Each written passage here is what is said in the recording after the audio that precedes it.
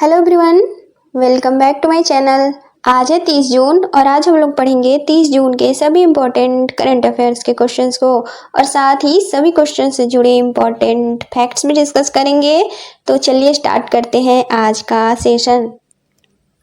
आज का पहला सवाल है, राष्ट्रीय सांख्यिकी दिवस कब मनाया जाता है? तो हर साल 29 जून को राष्ट्रीय सांख्यिकी दिवस के रूप में मनाया जाता है, जो कि भारत के महान सांख्यिकीविद पीसी महालनोबिस यानी कि प्रशांत चंद्र महालनोबिस की जयंती के उपलक्ष्य में मनाया जाता है।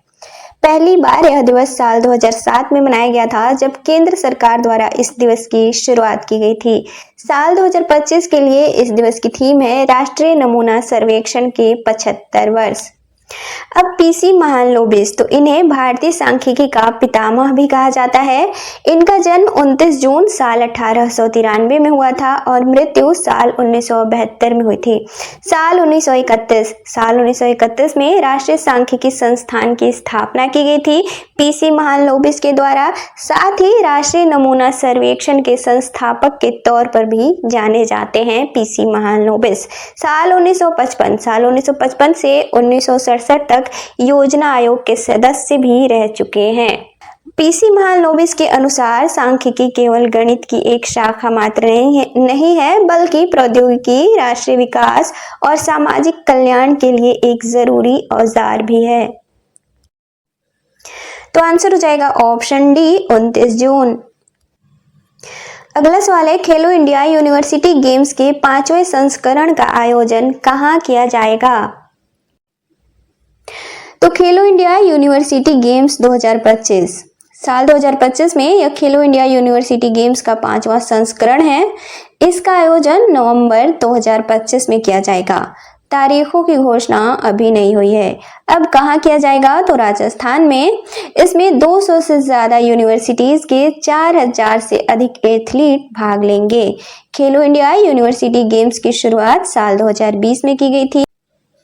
अब खेलो इंडिया क्या है? तो खेलो इंडिया एक पहल है जिसकी शुरुआत साल 2018 में केंद्रीय खेल मंत्रालय द्वारा की गई थी। इसके तहत खेलो इंडिया यूनिवर्सिटी गेम्स, खेलो इंडिया विंटर गेम्स, खेलो इंडिया पैरा गेम्स, खेलो इंडिया यूथ गेम्स आदि ऐसे ही गेम्स का आयोजन हर साल करवाया जाता है। तो आंसर हो जाएगा ऑप्शन ए, राजस्थान। अगला सवाल है, हाल ही में रॉ के नए प्रमुख कौन नियुक्त किए गए हैं? तो हाल ही में पराग जैन को नया रॉ का प्रमुख नियुक्त किया गया है। इनका कार्यकाल 2 साल का है। साल 1989 बैच के आईपीएस अधिकारी हैं पराग जैन, जो कि पंजाब कैडर के हैं, जो कि रवि सिन्हा की जगह लेंगे, जो कि 30 जून को यानी कि आज अपने पद से सेवानिवृत्त हो जाएंगे। अब रॉ, इसका पूरा नाम है रिसर्च एंड एनालिसिस विंग, अनुसंधान और विश्लेषण विंग। इसका गठन साल 1968 में किया गया था। यह भारत की विदेशी खुफिया एजेंसी है।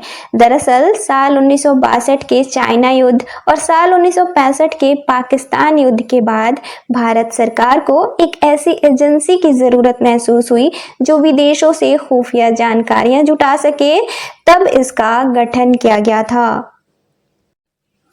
तो आंसर हो जाएगा ऑप्शन बी, पराग जैन। अगला सवाल है, हाल ही में द इमरजेंसी डायरीज नामक पुस्तक किसके द्वारा लॉन्च की गई है?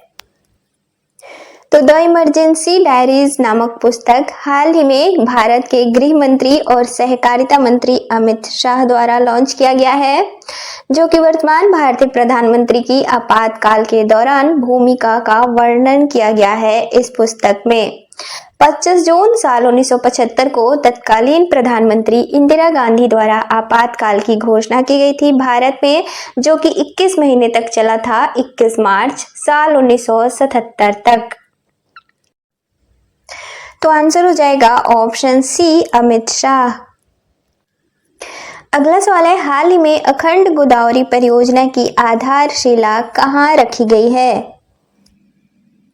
तो आंध्र प्रदेश के राजा महेंद्रवरम में हाल ही में केंद्रीय पर्यटन मंत्री गजेंद्र सिंह शेखावत द्वारा अखंड गोदावरी परियोजना की आधारशिला रखी गई है। अब इस पे कुल लागत कितना है, यानी कि इस परियोजना पे कुल खर्च कितना आएगा, तो 95 करोड़ रुपए। इस परियोजना के तहत राज्य के हैवलॉक ब्रिज, ब्रिजलंका, पुष्कर घाट, कडियम नर्सरी, नीदा दावोलू किला, सत्यम्मा मंदिर और गोदावरी नहर को पर्यटन क्षेत्र के रूप में विकसित किया जाएगा। तो आंसर हो जाएगा ऑप्शन डी, आंध्र प्रदेश।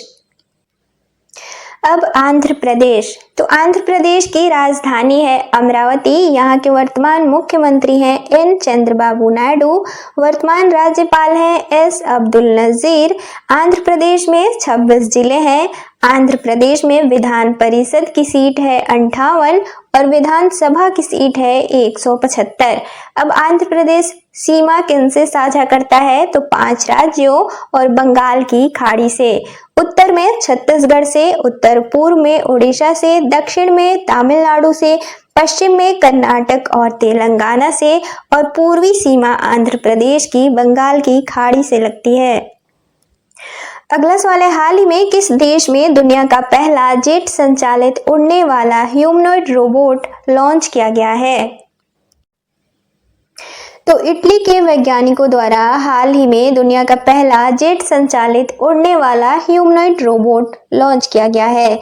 इस रोबोट को आयरन कब MK3 नाम दिया गया है। इसे इटालियन इंस्टीट्यूट ऑफ टेक्नोलॉजी द्वारा विकसित किया गया है। यह 1 मीटर ऊंचा है और इसका वजन है 22 किलोग्राम। तो आंसर हो जाएगा ऑप्शन बी, इटली। अगला सवाल है, हाल ही में उज़ चेस कप मास्टर्स 2025 का खिताब किसने जीता है? तो उज़ चेस कप मास्टर्स 2025 का खिताब भारत के आर प्रज्ञानंदा ने जीता है। इसका आयोजन उज्बेकिस्तान के ताशकंद में किया गया था। इसके साथ ही आर प्रज्ञानंदा भारत के नंबर 1 चेस खिलाड़ी भी बन गए हैं, जबकि फीडे की विश्व रैंकिंग में 4थे स्थान पर भी पहुंच गए हैं। वर्तमान में फीडे की विश्व रैंकिंग में नंबर 1 पर है मैग्नस कार्लसन, जबकि मौजूदा विश्व चैंपियन डी गुकेश 5वें स्थान पर हैं। तो आंसर हो जाएगा ऑप्शन बी, आर प्रज्ञानंदा।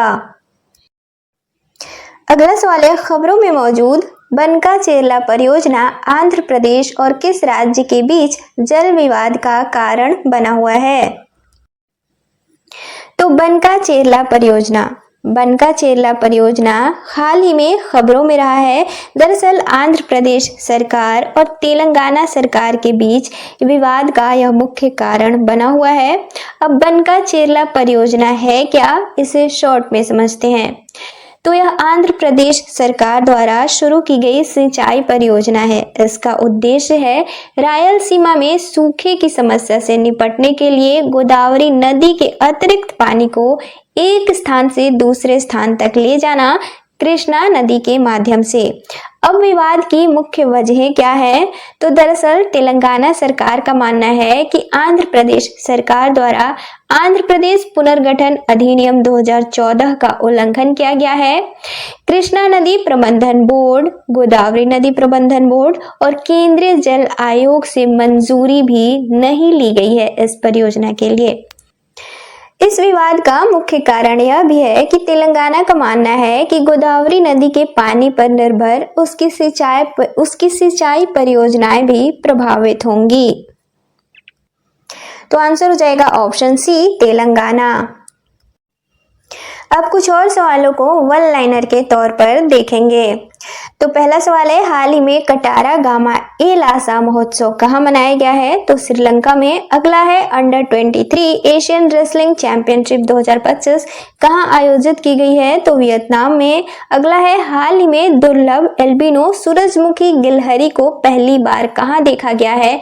तो राजस्थान में। अगला है, किस देश ने अंतर्राष्ट्रीय परमाणु ऊर्जा एजेंसी के साथ सहयोग को निलंबित कर दिया है? तो ईरान ने। अगला है, विश्व पुलिस एवं अग्निशमन खेल 2029 का आयोजन किस राज्य में किया जाएगा? तो गुजरात में। अगला है एशियाई स्क्वैश युगल चैंपियनशिप 2025 किस देश में आयोजित की गई है, जिसमें भारत ने सभी 3 स्वर्ण पदक जीते हैं? तो मलेशिया में। अगला है भारत की पहली AI यातायात प्रबंधन प्रणाली परियोजना कहाँ शुरू की गई है? तो नई दिल्ली में। अगला है भारत की पहली समुद्री क्षेत्र केंद्रित गैर बैंकिंग वित्तीय company Sagarmala finance corporation limited का उद्घाटन किसके द्वारा किया गया है? तो सर्बानंद सोनोवाल के द्वारा। अगला है हाल ही में किस देश ने ईरान की परमाणु क्षमता को नष्ट करने के लिए ऑपरेशन मिडनाइट हैमर शुरू किया है? तो अमेरिका द्वारा किया गया है। अगला है हाल ही में लॉन्च विश्व पैरा एथलेटिक्स चैंपियनशिप 2025 का शुभंकर क्या है? तो विराज। अब कल के क्वेश्चंस का रिवीजन करेंगे। तो कल संडे था जिस दिन हम लोग रिवीजन किए थे। तो आज हम लोग 28 जून को पढ़े गए करंट अफेयर्स के क्वेश्चंस का रिवीजन करेंगे। तो 28 जून का पहला सवाल था नशीली दवाओं के दुरुपयोग और अवैध तस्करी के खिलाफ अंतर्राष्ट्रीय दिवस कब मनाया जाता है? तो इसका राइट आंसर था ऑप्शन डी 26 जून। अगला था हाल ही में किस देश को तंबाकू रोकथाम के लिए अंतर्राष्ट्रीय पुरस्कार से सम्मानित किया गया है? तो इसका राइट आंसर था ऑप्शन ए भारत। अगला था 76वें नाटो शिखर सम्मेलन 2025 का आयोजन कहाँ किया गया है? तो इसका राइट आंसर था option C the Hague Netherland. अगला था हाल ही में launch history that India ignored नामक पुस्तक किसके द्वारा लिखी गई है? तो इसका राइट आंसर था ऑप्शन बी प्रेम प्रकाश। अगला था नासा का अंतरिक्ष कार्यक्रम पूरा करने वाली पहली भारतीय कौन बनी है? तो इसका राइट आंसर था ऑप्शन ए जानवी डांगेटी। अगला सवाल था भारत द्वारा अपने अखिल भारतीय घरेलू आय सर्वेक्षण की शुरुआत किस वर्ष की जाएगी? तो इसका राइट आंसर था ऑप्शन बी 2026। अगला सवाल था अंतर्राष्ट्रीय आलू केंद्र के दक्षिण एशिया क्षेत्रीय केंद्र की स्थापना कहाँ की जाएगी? तो इसका राइट आंसर था ऑप्शन ए आगरा। और 28 जून के वन लाइनर के सवाल थे। पहला था हाल ही में इफ्को द्वारा किस देश में अपना पहला विदेशी नैनो उर्वरक संयंत्र स्थापित किया जा रहा है? तो ब्राजील में। अगला था हाल ही में प्राक्कलन समिति का राष्ट्रीय सम्मेलन कहाँ आयोजित किया गया है? तो मुंबई में। अगला था भारत में सर्च के लिए नया AI मोड किसके द्वारा जारी किया गया है? तो गूगल के द्वारा। अगला था 7वें हेलीकॉप्टर और छोटे विमान पर शिखर सम्मेलन का आयोजन कहाँ किया गया है? तो पुणे महाराष्ट्र में। अगला था किस राज्य सरकार द्वारा शक्तिपीठ एक्सप्रेसवे परियोजना को मंजूरी दी गई है? तो महाराष्ट्र सरकार के द्वारा। अगला था ब्रांड फाइनेंस रिपोर्ट 2025 के अनुसार भारत का पहला $30 बिलियन का ब्रांड कौन सा बना है? तो टाटा समूह। अगला था भारतीय सेना द्वारा किस स्थान पर ऑपरेशन बिहाली शुरू किया गया है? तो उधमपुर राजस्थान में। अगला था हाल ही में नया बांग्लादेश दिवस के रूप में मनाए जाने की घोषणा किस दिन को की गई है? तो 8 अगस्त को। अगला था IIT खड़गपुर का निदेशक हाल ही में किससे नियुक्त किया गया है? तो प्रोफेसर सुमन चक्रवर्ती को। और था भारत के पहले तितली अभ्यारण्य का उद्घाटन कहाँ किया गया है? तो इसका आंसर था केरल।